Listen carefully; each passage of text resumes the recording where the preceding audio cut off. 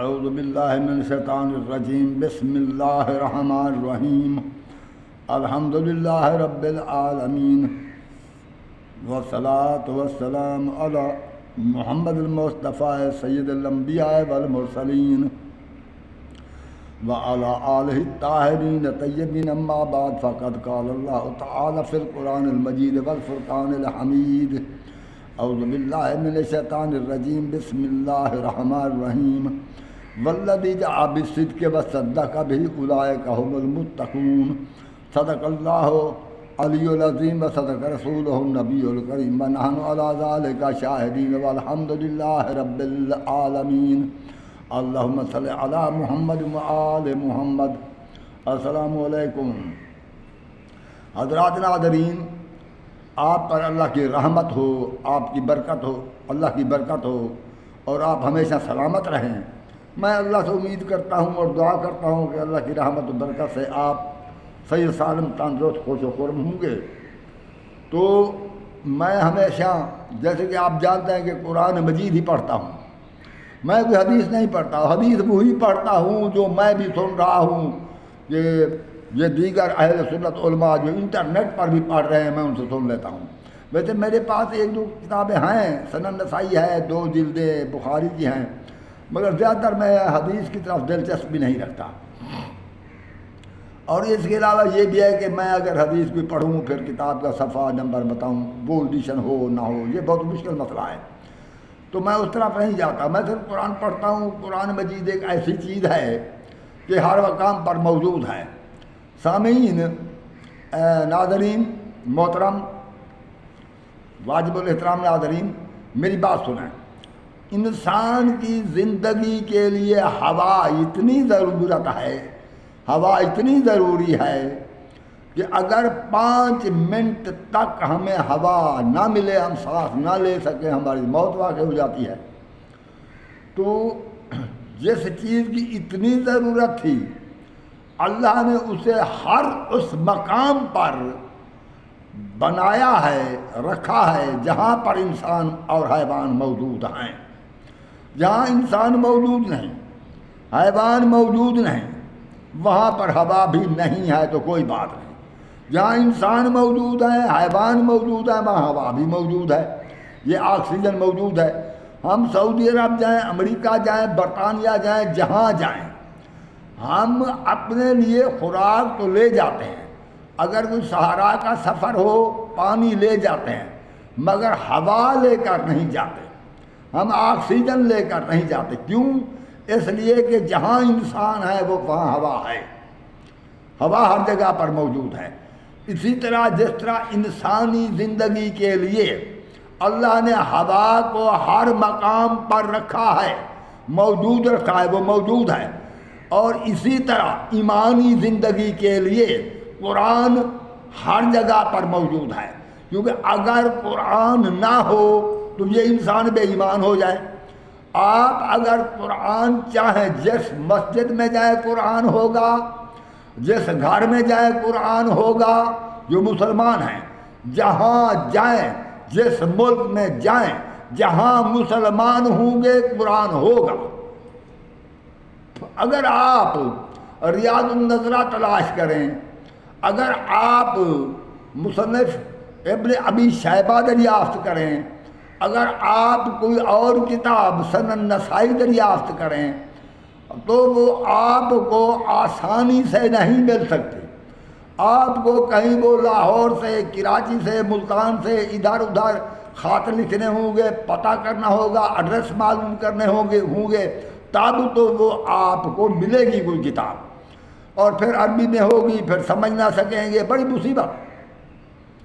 اور پھر ایڈیشن میں فرق ہوگا، وہ بڑی مصیبت ہے۔ مگر یہ قرآن ہے، نہ کوئی ایڈیشن کا فرق، کسی بات کا فرق نہیں، وہ قرآن موجود ہے، کیونکہ اس میں صورتیں ہیں، اس میں پارے ہیں، صورتیں ہیں،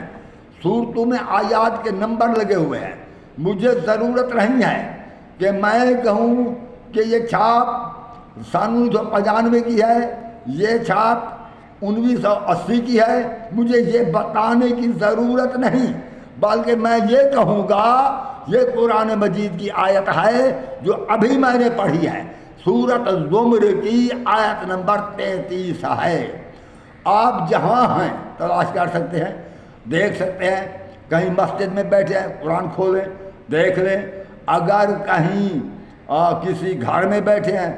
تو قرآن کھولیں دیکھ لیں، اگر آپ کسی کے پاس مہمان ہیں اسے کہیں قرآن لے وہ لے آئے گا، کھولیں دیکھ لیں، سورۃ زمر ہوگی، آیت نمبر 33 ہوگی، کسی کو کوئی مشکل نہیں ہوگی، کوئی تلاش کرنے کی ضرورت نہیں ہے۔ اللہ نے اس قرآن کو عام کیوں کیا ہے؟ وہ اس لیے کیا ہے کہ یہ قرآن ہی پر انسان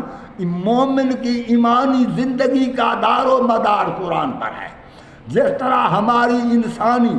زندگی کا دار و مدار ہوا پر ہے، ہوا ہر جگہ ہے، اسی طرح ایمانی زندگی کا دار و مدار قرآن پر ہے، تو قرآن ہر جگہ پر ہے، آپ کو مل سکتا ہے۔ تو اس لیے میں قرآن پڑھتا ہوں، مجھے ضرورت نہیں ہے کتابیں تلاش کرنے کی۔ اور کچھ لوگ افسوس یہ جو رموز قرآن سے واقف ہیں وہ مجھ پر اعتراض بھی کرتے ہیں۔ شاید مجھے علم نہیں ہے کہ میرے ایک کرم فرمان معزز بھائی نے، میں نام تو ان کا نہیں جانتا، اس نے مجھے پوسٹ کر دیا ہے کہ تو نے مجھے یہ کوئی پتہ نہیں وہ اسکرین شاٹ کیا ہے، وہ حدیث بھیجی ہے، اور تو تفرقہ باز ہے، تو حدیثیں بیان کرتا ہے، حدیث بھیجی ہے اور وہ پڑھی بھی نہیں جا سکتی۔ بہرحال مجھے اس کی کتاب کا ٹائٹل کی فوٹو کاپی مجھے بھیجیں اور یہ جہاں سے حدیث نقل کیا۔ میں نے کہا بھائی میں نے حدیث تو بھیجی نہیں، میں نے کوئی اسکرین شاٹ نہیں کیا، پتہ نہیں کس طرح۔ پھر میں نے اپنے انداز سے کہا میں خطبے میں تو یہ حدیث بیان کی ہے، شاید یہ آپ نے سنی ہو، تو یہ تو میں نے اہل سنت علماء سے بھی سنا، یہ مسلمہ بین المسلمین ہے۔ تو اس کے علاوہ میں اس کی میں نے کہا اس کی جو تصدیق ہے وہ تو قرآن کر رہا ہے، کہ میں نے قرآن کی تشریح میں جو میں حدیث قرآن کی تشریح میں کروں تو قرآن اس کی تصدیق کر رہا ہے، پھر اس کا کیا مطلب کہ اور سند پیش کرو اس حدیث کی اور سند؟ وہ بھائی جو قرآن ہے، میں نے ایک قرآن کی آیت پڑھی ہے اور اس کی تشریح میں اگر حدیث بیان کی ہے تو کیا یہ قرآن سے اتنا بھی ثابت نہیں ہو سکتا سامعین کو کہ یہ اس حدیث کا تعلق قرآن سے ہے؟ کیا اتنا معلوم نہیں ہو سکتا؟ پھر اس کے لیے سند لائیں، بھیا فلاں بخاری میں ہے، مسلم میں ہے، ابن ماجہ میں ہے، موطا امام مالک فلاں معتبر کتاب میں ہے، راوی کٹھالے ہیں، پکے ہیں، فولاد کی طرح ساختہ ہیں۔ یہ کیا بات ہے؟ یہ کیا دین کو کیا بنا دیا گیا ہے؟ یہ بھائی کیوں دین کو کھیل بنا دیا گیا، اور کیوں دین کو مشکل کر دیا گیا، اور کیوں تاریخوں پر چل پڑے ہو؟ کیا قرآن تمہارے لیے کافی نہیں ہے؟ اچھا چلو، حضرت عمر تو فرمایا تھا حسبنا کتاب اللہ، ہمیں اللہ کی کتاب کافی ہے۔ اب اس کے پیروکاروں کو قرآن کم ہو گیا تو پھر یہ تو کہے کہ حضرت عمر کا وہ قول غلط تھا، اگر صحیح تھا تو آؤ قرآن کی طرف، میں آپ کو بلاتا ہوں آؤ قرآن کی طرف۔ وہ بھائی بات یہ ہے، قرآن کی تفسیر تشریح بے شک پڑھیں، میں نہیں روکتا، حدیثیں بھی پڑھیں، تاریخیں بھی پڑھیں، مگر تمام مواد جو بھی دیکھے اس کو قرآن سے اس کی مطابقت کریں۔ اگر قرآن سے مطابقت ہو جائے، قرآن اس کی تصدیق کرے تو وہ ٹھیک ہے۔ میں نہ حدیث کا منکر ہوں، نہ یک طرفہ میں یہ کہتا ہوں کہ بالکل تاریخ نہ پڑھو، تاریخ کے بغیر میں کچھ معلوم نہیں ہو سکتا۔ تاریخ بھی پڑھو، حدیث بھی پڑھو، روایتوں کو دیکھو، یہ علم ہے، اضافہ ہے، مگر میرے پاس نہیں ہے کتاب تو میری مجبوری ہے۔ اور میرے پاس یہ ہے کہ کچھ اگر کتابیں پڑھی ہوں تو میرے پاس کیمرہ بھی ایسا نہیں ہے کہ میں اس کو لاؤں سامنے اس کے، یعنی کہ کیمرے کے سامنے اور آپ حرف پڑھ سکیں۔ جب میں کیمرے کے سامنے لاتا ہوں یہ دیکھیں کتاب کو تو آپ حروف الٹے پڑھیں گے، آپ کو یہ حروف الٹے نظر آئیں گے، تو اس لیے بھی میں کتاب آپ کو نہیں دکھاتا۔ یہ میرے ساتھ یہ ہے، میرے پاس یہ کتاب ہے، یہ میں آپ کو دکھاتا ہوں۔ کوئی بھی ہو، میں ایک تجربے کے لیے آپ کو دکھا رہا ہوں، میری مجبوری ہے، میری سمجھ میں نہیں آتا وہ کس طرح ہمیں کتابیں دکھاتے ہیں، قرآن دکھاتے ہیں کہ اس کی عبارت ہمیں سیدھی نظر آ رہی ہوتی ہے۔ مجھے تو علم نہیں ہے، میں تو ابھی اس کام کو اچھی طرح نہیں جانتا۔ بہرحال میں ایک آپ سے خطاب کر رہا ہوں، تو میں نے پہلے ایک آیت پڑھی تھی سورۃ ہود کی آیت نمبر 17 یعنی 17، یعنی 17، اب تو آپ سمجھ گئے ہوں گے نا، یعنی 10 جمع 7، آپ تو سمجھ، آیت نمبر 17، آیت نمبر 16 کے آگے پڑھیں تو میں نے پڑھا تھا وہ آیت تھی کہ افمن کانا علی بینۃ من ربہ ویتلوہ شاہد منہ، ایک شخص آیا ہے اللہ کی طرف سے روشن دلیل پر، روشن دلیل لے کر، روشن دلیل پر، ویتلوہ شاہد منہ، اور اس کے پیچھے ایک گواہ ہے اسی میں سے، یعنی گواہ ہے، کیا مطلب اس کے پیچھے کیا، اس کے پیچھے کا مطلب یہ ہے کہ یہ جو گواہ ہے گویا یہ اسی کی اتباع میں ہے، اس کے پیچھے پیچھے ہے، اس کی اتباع میں ہے، اب اپنی طرف سے اس گواہ پر کچھ داخل نہیں، مگر ہے گواہ اسی کا جو آیا ہے روشن دلیل لے کر، جو روشن دلیل پر ہے رب کی طرف، روشن دلیل پر بھی کہہ رہا ہوں، روشن دلیل لے کر آیا ہے کہہ رہا ہوں، بات مان یہ کہ بنتے ہیں، یعنی وہ رسول کریم جو روشن دلیل لے کر، وہ کون تھے؟ وہ حضرت رسول کریم صلی اللہ علیہ وسلم۔ مجھے پیاس لگ گئی ہے ناظرین، یہ نہ کہنا یہ جھوٹا ہے اس لیے پیاس لگ گئی، ویسے مجھے پیاس زیادہ لگتی ہے۔ افسوس تو مجھے ان مولویوں پر ہیں جو نہ طب سے واقف ہیں، نہ طبیعت سے واقف ہیں، نہ نفسیات سے واقف ہیں، کہتے ہیں نہ فلسفہ سے واقف ہیں، وہ کہتے ہیں جی جھوٹے کو پیاس زیادہ لگتے ہیں، تو بس تم بھی اس کے پیچھے چل پڑے۔ ناظرین سامعین، خدا کے لیے میں نے یہ آیت پڑھی تھی کہ ایک شخص ہے روشن دلیل پر رب، اپنے رب کی طرف سے، اور اس کے پیچھے ایک گواہ ہے اسی میں سے، یعنی گواہ اسی میں سے، یعنی وہ جو روشن دلیل لے کر آیا ہے گواہ بھی اسی میں سے ہے۔ آپ کے پاس قرآن ہوگا یار، اٹھا کر دیکھ لینا، اگر کوئی میں معنی میں غلطی کروں، یہ میری توہین نہیں ہے، میرے بھائی میرے ساتھ وہ فون پر رابطہ کر کے میرے ساتھ مجھے سمجھا سکتے ہیں، یہ کوئی توہین نہیں ہے۔ میں جب پیدا ہوا تھا بالکل ان پڑھ تھا، ٹھیک ہے، میں نے اپنے طور پر مطالعہ کیا ہے، بھائی میں یہ بھی آپ سے عرض کروں، میں کسی درس میں داخل نہیں ہوا، مرضی ہے آپ کہ مجھے عالم سمجھیں یا مجھے جاہل تو میں نہیں ہوں، عالم نہ سمجھیں مجھے بھی دعویٰ نہیں ہے کہ میں عالم ہوں، میں یہ سوچتا ہوں اور قرآن کا مطالعہ کرتا ہوں، بس مجھے اور کوئی علم نہیں ہے، مجھ سے میں ایک معمولی سا انسان ہوں، تو میں عرض یہ کہہ رہا ہوں اگر مجھ سے غلطی ہو جائے اور آپ میری اصلاح کریں، میں اس پر اللہ رب العزت کی قسم اپنی کم مائگی محسوس نہیں کروں گا، میں بڑا آدمی نہیں ہوں، آپ بے شک میں معمولی آدمی ہوں، دیہاتی آدمی ہوں، آپ کا بھائی ہوں، سادہ آدمی ہوں، مجھے غلطی ہو تو آپ مجھے بالکل کھلے دل سے فرما دینا، میں انشاءاللہ اپنے علماء یا اپنے فقہاء یا اپنے جو ہمارے دانا لوگ ہیں، میں ان کی بات کو کھلے دل سے سنوں گا۔ تو میں نے معنی یہی کیا ہے کہ افمن کان علی بینۃ من ربہ، کیا ایک شخص ہے اپنے رب کی طرف سے روشن دلیل پر، ویتلوہ شاہد منہ، اور ایک گواہ ہے اس کے پیچھے پیچھے ہے اسی سے، تو اسے میں نے یہ مراد لیا حضرت علی ہیں، یہی ہے رسول کریم کی رسالت کے گواہ، اور یہ اتباع میں بھی ہے اور ہیں بھی اس رسالت گواہ، اور حضرت علی کی گواہی زبانی نہیں، زبانی گواہی تو ہم 4 ارب مسلمان دے رہے ہیں، ہاں رسول کریم صلی اللہ علیہ وسلم کی ہر شخص کہتا ہے اشہد اللہ الہ الا اللہ وحدہ لا شریک لہ و اشہد ان محمدً عبدہ و رسولہ، یہ تو ہر شخص کہہ رہا ہے، جو 4 ارب ہے، 3.5 ارب ہے، 4.5 ارب ہے، اتنے مسلمان جو دنیا میں ہیں، عورتیں مرد سب گواہی دے رہے ہیں کہ محمد اللہ کے رسول ہیں، اللہ کے بندے ہیں اور اس کے رسول ہیں، تو سب زبانی گواہی تو ہم ارباں لوگ دے رہے ہیں، رہی بات ملائک گواہی دے رہے ہیں، جنات گواہی دے رہے ہیں، گواہی تو حضرت محمد مصطفیٰ صلی اللہ علیہ وآلہ وسلم کی رسالت کی گواہی تو پوری مخلوق خدا میں سے بہت کثیر مخلوق گواہی دے رہی ہے، مگر یہ عملی گواہی کا ذکر آیا تاکہ دیکھنے والوں کو پتہ چلے کہ یہ شخص جو اسی کے گھر کا بندہ ہے، یہ شخص جو اسی کا قریبی ہے، یہ شخص جو خاص اس کا باڈی گارڈ ہے، یہ شخص جو خاص اس کا محافظ ہے، یہ کیوں اتنی مشقت اٹھا رہا ہے، اس سے پتہ چلتا ہے کہ شاید یہ جو کچھ محمد مصطفیٰ فرماتے ہیں سچ ہے، اگر یہ سچ نہ ہوتا صرف حکومت بنانے کے لیے، اقتدار کے لیے کوئی نعوذ باللہ من ذالک استغفر اللہ ربی واتوب الیہ یہ محمد مصطفیٰ نے کوئی ڈھونگ رچایا ہوتا تو یہ خود اتنی تکلیف میں نہ ہوتے۔ خود محمد بھی اسی طرح عبادت کر رہا ہے،